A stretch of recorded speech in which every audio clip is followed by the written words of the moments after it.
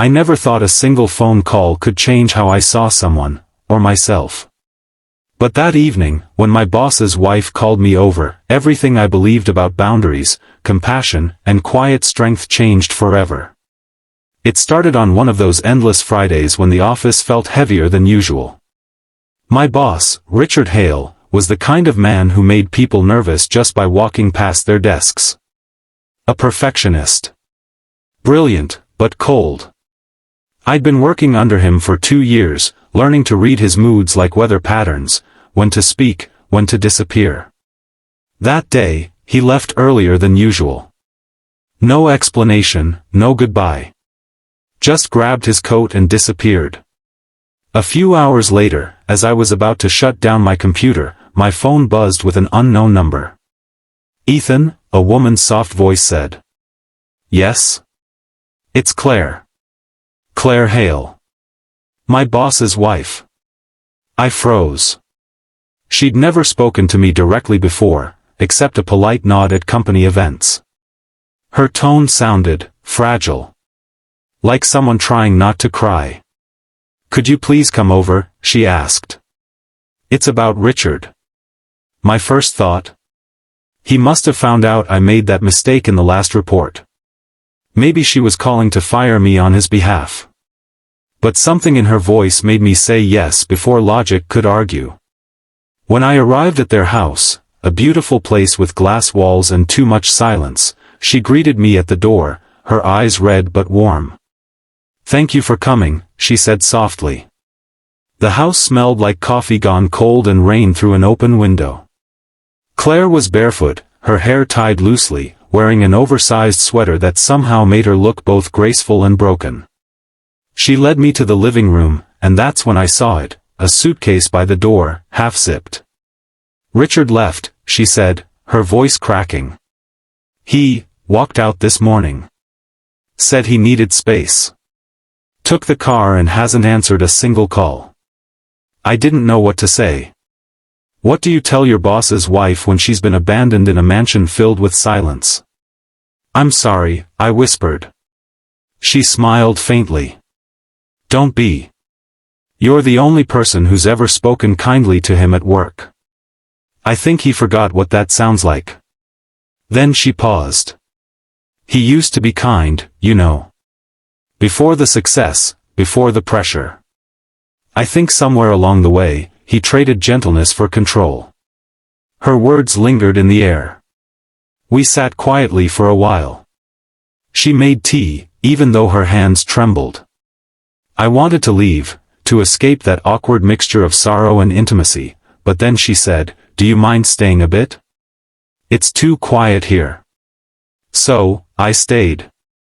We talked, about nothing at first, then about everything. Her childhood in Maine. My small apartment. Her love for painting, which she'd given up because Richard said it was a distraction. She showed me an unfinished canvas tucked behind the couch, a burst of blues and grays, a stormy sea frozen mid-wave. "It's beautiful," I said. She smiled faintly. He never said that. Hours passed, and something shifted between us, not romance, not even friendship exactly, but understanding. Two people from very different worlds connected by something as simple as loneliness. At one point, she asked, "Ethan, why do you still work for him?" I thought for a long moment. Because I see the man he tries to hide. The one who still says "thank you" under his breath when he thinks no one hears. I think he's scared of turning into someone he doesn't recognize. Her eyes softened. "You see the good in people, don't you?" I shrugged. "I try to." She leaned back and whispered, almost to herself, maybe that's what he needs to remember, that there's still good left in him. Then she did something I'll never forget. She handed me a sealed envelope. "If you see him before I do," she said, "give this to him. It's not to guilt him, it's to remind him who he was before the walls went up." 3 days later, Richard returned to the office. He looked exhausted, his usually perfect tie slightly crooked. He called me into his office, and before I could even sit, I said, "Sir, your wife asked me to give you this." He froze. Took the envelope. Didn't say a word. Just stared at it for a long moment before dismissing me. That afternoon, he left again, but this time, only for an hour. When he came back, his eyes looked different. Softer. He called everyone into the conference room and, for the first time, apologized for being hard to work with. Said he was trying to do better. Afterward, he stopped by my desk. "Ethan," he said quietly, "thank you, for going over that night." I smiled. "Anytime, sir." He hesitated, then added, "She told me what you said. About seeing the good in people." He looked down, then back up. I'd almost forgotten that mattered. A few months later, I ran into Claire at a charity event.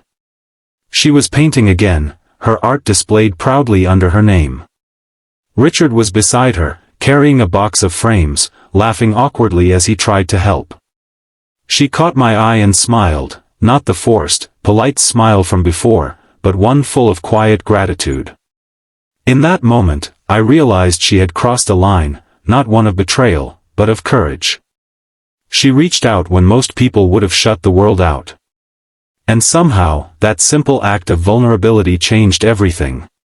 Sometimes, the lines we're afraid to cross aren't about love or loyalty, they're about letting someone see our pain.